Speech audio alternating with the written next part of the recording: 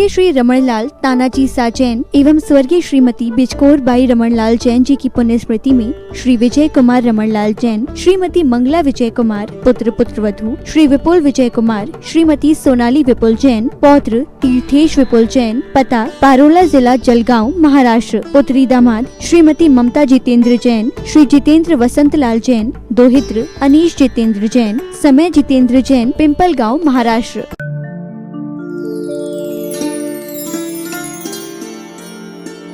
यदि पार्श्वनाथ चाहते हो, पार्श्वनाथ को चाहते हो, पार्श्वनाथ जैसे सुख को चाहते हो, तो कमठ को पहले चाहो। कमठ से मतलब उन संकट के बादलों को चाहना सीखो, प्रतिकूलताओं को चाहो, अंदर से चाहो। जब हम प्रतिकूलता को चाहेंगे, खैर हम चाहने के लिए तो नहीं बोल रहे, यदि प्रतिकूलता आ जाए जीवन में, संकट के क्षण आ जाए, तो मैदान छोड़ करके नहीं भागना। उस समय पार्श्वनाथ भगवान की उस साधना को याद करना, उन्होंने कैसे सहन किया होगा। बस यदि वो साधना हमें याद आ गई हमारे संकट के क्षणों में, तब मानना पार्श्वनाथ भगवान के सच्चे उपासक हम सब लोग हैं। तब मानना हमने भगवान की पूजा की है। तब मानना जो हम बोलते हैं वंदे तद्गुण लब्धे भगवान, मैं झुक रहा हूं आपके गुणों को पाने के लिए, तो अंदर से मैंने चाहा है। अभी तो अंदर से कोई नहीं चाहता, सब व्यक्ति समाप्त करने के लिए तैयार होना चाहते हैं। तो आचार्य भगवान कह रहे हैं, होना ही संघर्ष समर का मीत है। यदि हम रहेंगे तो संघर्ष रूपी जो युद्ध है, समर है, उसको हम फेस कर सकते हैं। होना ही हर्ष का अमर गीत है। यदि हम रहेंगे तभी हमारे जीवन में हर्ष आएगा। हर्ष संघर्ष के बाद ही आता है, हर्ष शुरुआत में नहीं आता है। और जो व्यक्ति शुरुआत में हर्ष चाहता है, आनंद चाहता है, तो मान करके चलना, उसे भविष्य में बहुत लंबा दुख मिलने वाला है। जितने भी विषय लंपटी होते हैं, विषय सुख के भोगी होते हैं, वो शुरुआत में प्रारंभ में सुख को चाहते हैं, लेकिन उसका परिणाम क्या मिलता है? नरक आदि गतियों में सागरों पर्यंत उसे दुख झेलना पड़ता है। तो सीधा सा नियम है, यदि शुरुआत में सुख, तो भविष्य में बहुत लंबा दुख, बल्कि अनंत काल का दुख। और जीवन में इन क्षणों में दुख आ रहा है, कष्ट आ रहे हैं, तो समझना भविष्य बहुत उज्जवल है। शुरुआत में पहले ही जो खंड में आचार्य भगवान ने एक बहुत सुंदर पंक्ति लिखी है, संघर्षमय जीवन का उपसंहार हर्षमय होता है। तो जिनके जीवन में संघर्ष है, संघर्ष समर है, तो मानना जीवन का उपसंहार जो कंक्लूजन होगा ना, सुखमय होगा, हर्षमय होगा। लेकिन वो हर्षमय तब होगा जब हम मैदान में टिके रहेंगे। तो कहने का अभिप्राय इतना ही है, जब जब जीवन में संकट के बादल आए, क्या करें? अपने आप को मिटाने की कोशिश करें, मैदान से भागने की कोशिश नहीं, डट करके सामना करो तो सही। डट करके सामना करने लगेंगी तो धीरे धीरे वो संकट के बादल है ना, छटने लगते हैं। होता है ऐसा, बिल्कुल होता है। अरे किसके जीवन में संकट नहीं है? जितने भी आपको दिखते हैं लोग, सफलतम व्यक्ति नजर आते हैं, जिन्होंने ऊंचाइयां छुई हैं, ऐसे ही नहीं ऊंचाइयों को छू लिया उन्होंने। हर एक के जीवन में बहुत सारे संकट आए, सिर्फ वह पिक्चर नजर आती है जो सुख के क्षण आ गए हैं, लेकिन हम उसे देखने की ही कोशिश नहीं करते जो उन्होंने झेला है अपने पूर्व काल में। विद्यार्थी जीवन में जब बहुत मेहनत करता है, तब कहीं अच्छी डिग्री पा करके सुखी होता है। अच्छी जॉब लग जाती है, अच्छी डिग्री मिल जाती है, अच्छा पैकेज मिल जाता है, तो हर बच्चा चाहता है कि मुझे भी ऐसा ही पैकेज मिलना चाहिए। लेकिन हम ये क्यों भूल जाते हैं, पैकेज तो उससे बाद में अच्छा मिला, पहले उसने जो 15 साल 20 साल मेहनत की, उस समय तो उसने कुछ नहीं किया। समझ रहे हो? नहीं समझ रहे हैं? हर व्यक्ति चाहता है, रिजल्ट बहुत अच्छा चाहता है, लेकिन मेहनत को कोई नहीं चाहता। चाहते हो मेहनत? तो पार्श्वनाथ भगवान को चाहोगे कि कमठ को चाहोगे? अब अंदर की बात पूछ लेते हैं, कितने लोगों को कमठ पसंद है? पार्श्वनाथ भगवान से अधिक कमठ को याद किया करो। सही कह रहे हैं, जल्दी कल्याण होगा। बिल्कुल सही बात कर रहे हैं। पार्श्वनाथ भगवान को जितने बार याद करते हो, उससे ज्यादा बार कमठ को याद कर लिया करो, कि हमारे जीवन में भी ऐसे बहुत सारे कमठ आएंगे। बिल्कुल फैक्ट है, सत्य बात है। और जब जब कमठ आएंगे तो हम घबराएंगे नहीं।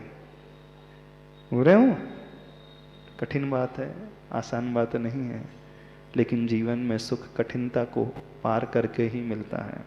आगे बढ़े। मैं क्षमा चाहती हूँ तुमसे, तुम्हारी कामना पूरी नहीं हो सकी, हे भोक्ता पुरुष। किसे संबोधन किया जा रहा है? भोक्ता पुरुष मतलब आत्मा।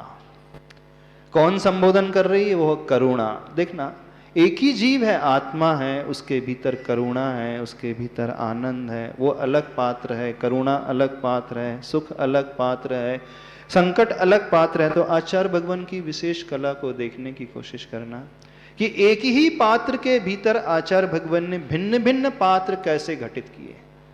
यानी हर एक व्यक्ति के जीवन में जब प्रतिकूलता आती तो एक पात्र बन जाती है, करुणा का भाव आ जाता तो वो एक पात्र की भूमिका अदा करता है। ऐसे ही तो वो कह रही है, मैं क्षमा चाहती हूं तुमसे, तुम्हारी कामना पूरी नहीं हो सकी, हे भोक्ता पुरुष। इससे इस लेखनी का गला भी भर आता है, माँ का समर्थन करता हुआ। अगला पृष्ठ 151। कभी किसी दशा पर इसकी आंखों में करुणाई छलक आती है और कभी किसी दशा पर इसकी आंखों में अरुणाई झलक आती है। क्या करूं विश्व की विचित्रता पर रोऊं, क्या हंसूं? क्या समझ में आया? दो परिस्थितियों का वर्णन किया है इस पूरे मूक माटी काव्य महाकाव्य में। आप एक बात देखोगे, गौर करोगे तो आपको पता चलेगा कि इसमें और कुछ नहीं है, हमारी ही जीवन घटना है, हमारा ही जीवन चरित्र है। हमारा जीवन चरित्र से मतलब हमारे मन में उठने वाले जो हमेशा भाव हैं, किस किस प्रकार के भाव पैदा होते हैं। कभी अच्छे भाव, कभी शुभ भाव आ जाते हैं, कभी प्रशस्त भाव आ जाते हैं, कभी अशुभ भाव पैदा होने लगते हैं। कभी कभी ऐसा लगता है कि बहुत अच्छा सा लग रहा है, मन एकदम प्रसन्न होता है, और थोड़ी देर बाद मन एकदम खिन्न सा होने लगता है, दुखी सा होने लगता है। यानी व्यक्ति के जीवन में जो डिफरेंट फेजेस आते हैं ना, दिन भर का यदि आप अध्ययन करो 24 घंटे में, तो क्या एक ही जैसे भाव रहते हैं? नहीं, भाव बदलते रहते हैं, वो अप एंड डाउन चलते रहता है। विशुद्धि भी कई बार बढ़ती है तो कई बार संक्लेश का भाव पैदा होने लगता है, कई बार करुणा का भाव पैदा होने लगता है, कई बार और हंसी खुशी का भाव पैदा होने लगता है। तो इस पूरे मूक माटिक महाकाव्य में आचार्य भगवान ने हमारे भावों की मनोदशा का वर्णन बहुत सुंदर तरीके से किया है कि मन में कैसे कैसे भाव व्यक्ति के मन में पैदा होते रहते हैं, और उस समय जब जब भाव अदरवाइज पैदा होने लगे, नेगेटिव पैदा होने लगे, तो कैसे हम उसे टैकल करें, कैसे हैंडल करें। बहुत अच्छा समाधान भी आचार्य भगवान ने इस मूक माटी महाकाव्य में दिया है। तो इन पंक्तियों को देखना, कभी किसी दशा पर इसकी आंखों में करुणाई छलक आती है, यानी करुणा का भाव, अनुकंपा का भाव, दया का भाव, और कभी किसी दशा पर इसकी आंखों में अरुणाई झलक आती है। अरुणाई का मतलब प्रसन्नता का, आनंद का भाव। क्या करूं विश्व की विचित्रता पर रोऊं, क्या हंसूं? संसार की इस दशा को देख करके मैं रोऊं अथवा हंसूं? बिलकती इस लेखनी को विश्व लखता तो है, इसे भरसक परखता भी है, ईश्वर पर विश्वास भी रखता है और ईश्वर का इस पर गहरा असर भी है, पर इतनी ही कसर है कि वह असर सर तक ही रहा है, अन्यथा सर के बल पर क्यों चल रहा है आज का मानव। बहुत गहरी पंक्तियां हैं, समझ में आ रही पंक्ति? नहीं समझ में आ रही? फिर से इसे पढ़ लेते हैं। बिलकती इस लेखनी को, लेखनी मतलब जो लेखन कार्य कर रही है, जैसे पेन होता है, तो लेखनी के माध्यम से आचार्य भगवान कहलवा रहे हैं, बिलकती हुई इस लेखनी को विश्व लखता तो है, यानी जो भी लिखा गया है संसार उसे लखता है, यानी देखता है, पढ़ता तो है, इसे भरसक परखता भी है, इसकी जांच भी करता है, परीक्षा भी करता है। जो साहित्य है कैसा लिखा गया है, अच्छा है कि नहीं है, ठीक है कि नहीं है, क्या इसमें कमी है, क्या इसमें अच्छाई है, क्या इसकी भाषा है, क्या इसके अलंकार है, कौन से शब्दों का प्रयोग किया है, इसे लिखता है, देखता है और इसकी परीक्षा भी करता है। ईश्वर पर विश्वास भी रखता है, भगवान के ऊपर विश्वास। आप सबको ईश्वर पर विश्वास है? और ईश्वर का इस पर गहरा असर भी है ना? सबके ऊपर भगवान का असर है? पर इतनी ही कसर है कि कसर कितनी है कि वह असर सर तक ही है, हृदय तक नहीं। भगवान की वाणी, जिनवाणी, गुरु की वाणी का असर कहां तक है? सिर्फ दिमाग तक है, लेकिन दिल में नहीं। इतना ही है ना? भगवान की वाणी का प्रभाव सिर्फ बुद्धि पर पड़ा है, यानी जो प्रभु ने कहा है वो सबकी बुद्धि का विषय तो बना है, लेकिन अभी हृदय का विषय नहीं बना है। तो कितनी सी कसर है? बस इतनी ही कसर है कि वह असर सर तक ही रहा है, अन्यथा सर के बल पर क्यों चल रहा है आज का मानव। सब जगह वो गुणाभागी लगाता रहता है, मापतोल ही करते रहता है, किसमें कितना फायदा होगा। आपके रिश्ते भी कैसे होते हैं, संबंध भी कैसे होते हैं? हाँ, यहाँ फायदा होगा तो इससे अच्छे से बोलना है, यहाँ कुछ फायदा नहीं आना तो इससे कतरा जाना है। ऐसी है ना? नहीं है? यानी आप रिश्ते भी कैसे निभाते हैं? दिल से नहीं, दिमाग से। पैसे वाला है तो इससे बना करके चलो भाई, कभी भी काम आ सकता है। और गरीब आपका कोई रिश्तेदार है तो अरे चलते, कौन ध्यान रखता? भले ही पक्का रिश्तेदार है, आपका ही भाई है। एक भाई बहुत अमीर हो जाए मान लो, और एक भाई दूसरा गरीब रहे, तो उससे आपका रिश्ता कैसा रहता है, व्यवहार कैसा रहता है? दिमाग के अनुसार रहता है कि दिल के अनुसार रहता है? सही सही बता ना। सर के अनुसार रहता है कि हृदय से रहता है? कि मंत्री जी सही सही बताओ। यानी सभी लोग जो है पूरे क्षेत्र में प्राय सिर्फ अपनी बुद्धि का ही प्रयोग करते हैं, संवेदनाओं से हीन है। नहीं है, नहीं है हीन। जहां हृदय का भाव आना चाहिए, मन का वो भाव आना चाहिए, भीतर का जुड़ाव होना चाहिए, वहां वो उसे गौण कर देते हैं। अपना नफा नुकसान सोच करके ही आप रिश्ते नाते निभाते हो कि नहीं निभाते हैं? 3 भाई है मान लीजिए, एक भाई बहुत अमीर है, दूसरा मीडियम है और तीसरा एकदम डाउन है, तो बीच वाला किससे अच्छे संबंध रखेगा? जबकि आवश्यकता छोटे वाले से ज्यादा अच्छे रखने की है, उसे संभालने की आवश्यकता है, उसको सपोर्ट करने की आवश्यकता है, लेकिन उससे तो वो निग्लेक्ट कर देता, उपेक्षित कर देता। तो यही बात कह रहे हैं आचार्य भगवान, सर के बल पर क्यों चल रहा है आज का मानव। यानी भगवान की वाणी का असर कहां तक है? कहां तक है आप लोगों के ऊपर? सिर के ऊपर? सिर के कितने लोगों के हृदय में उतरी प्रभु की वाणी? अच्छा, पहली बार प्रवचन सुन रहे हो? थोड़ा आपसे पूछ लेते हैं, गुरुओं के मुख से पहली बार सुन रहे हो? कटनी वाले पहली बार सुन रहे हो? कई बार सुने होंगे, कई बड़े बड़े महाराज जी के सुने होंगे, आचार्य भगवान के सुने होंगे। जीवन बदला आप लोगों का? कितने लोगों का जीवन बदल गया? कितने लोगों के हृदय तक वो बात उतर गई है? हम ये बता दीजिए। आप कह सकते हो महाराज जी वो जिनवाणी शास्त्र समझ में नहीं आते, थोड़े कठिन रहते हैं, उस श्लोक पढ़ना नहीं आता, उसका अर्थ नहीं निकालते बनता है हमसे। ठीक है, यदि वो कठिन है शास्त्र मान लीजिए, तो जो सरल वाणी है, गुरु की वाणी है, वो तो समझ में आती है, नहीं आती है? तो वो आपके सर तक है कि हृदय तक है? वही हम पूछना चाह रहे हैं। विडंबना नहीं है? बड़ी कड़वी बात लिखी है आचार्य भगवान ने, बिलखती इस लेखनी को विश्व लखता भी है, इसे भरसक परखता भी है, ईश्वर पर विश्वास भी रखता है और ईश्वर का इस पर गहरा असर भी है, पर इतनी ही कसर है कि वह असर सर तक ही है। व्यंग कसा है हम सबके ऊपर आचार्य भगवान। तो अधिकांश लोगों को सर तक ही बात पहुंचती है, हृदय तक नहीं पहुंचती है।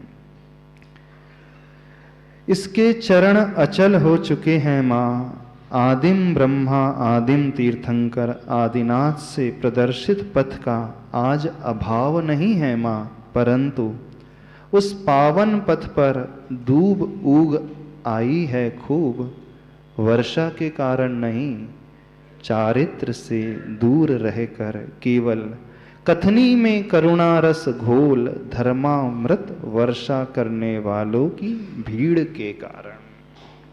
क्या समझ में आया? इसके चरण अचल हो चुके हैं, यानी चल रहा कोई नहीं, कोई भी नहीं चल रहा है। अच्छा, कितने लोग चल रहे हैं धर्म के मार्ग पे? चलने का मतलब कितने लोग प्रतिमाधारी हैं? चलो, आपका चलने का मतलब क्या है? कितने लोग यहाँ पर प्रतिमाधारी श्रावक हैं? इतनी बड़ी समाज में सिर्फ 1-2 महिलाओं के हाथ, 3 महिलाओं के हाथ खड़े हैं, 2 बस। चलने वाले गिन लो आप लोग कितने हैं इतनी बड़ी समाज में? 8-10। बाकी सुनने वाले हैं।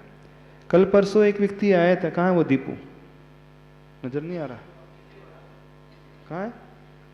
बुलाना उसको थोड़ा सा। उसने एक बहुत अच्छी वाली बात बोली कुछ सदस्यों को लेकर, महाराज जी करैया तो यहाँ पर 1-2 ही रहते हैं। पहली बार हमें शब्द सुनना करैया। मैंने करैया का क्या मतलब?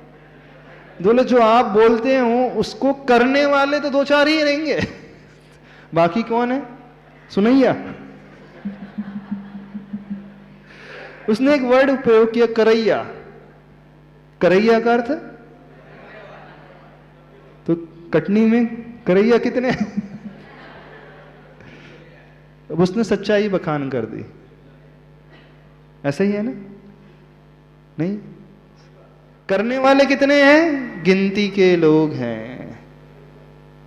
आचार्य भगवान लिख रहे हैं, इसके चरण अचल हो चुके हैं माँ, यानी रुक गए हैं आचरण के क्षेत्र में। आदिम ब्रह्मा आदिम तीर्थंकर आदिनाथ से प्रदर्शित पथ का आज अभाव नहीं है, यानी जो मार्ग आदिनाथ भगवान ने सबके लिए दिखाया है उसका अभाव नहीं है, परंतु क्या है? किंतु उस पावन पथ पर दूब उग आई है खूब। दूब का मतलब घास। जिस मार्ग में चलना फिरना बंद हो जाता है तो वहां घास फूस उगा जाती है। तो बोले दूब उग आई है खूब, वर्षा के कारण नहीं, चारित्र से दूर रहकर केवल कथनी में करुणा रस घोल, धर्मामृत वर्षा करने वालों की भीड़ के कारण। यानी कोई व्यक्ति चरित्र ग्रहण नहीं कर रहा है, लेकिन प्रवचन तो बहुत लच्छेदार भाषा में करता है, लच्छेदार शब्दों में करता है। तो बोले घास फूस क्यों उगाई है? वर्षा के कारण नहीं, लेकिन धर्मामृत की वर्षा करने वाले ऐसे जो लोग हैं उनकी भीड़ के कारण। यानी वो बोलना तो बहुत अच्छे से जानते हैं, प्रवचन करना तो बहुत अच्छे से जानते हैं, लेकिन आचरण के क्षेत्र में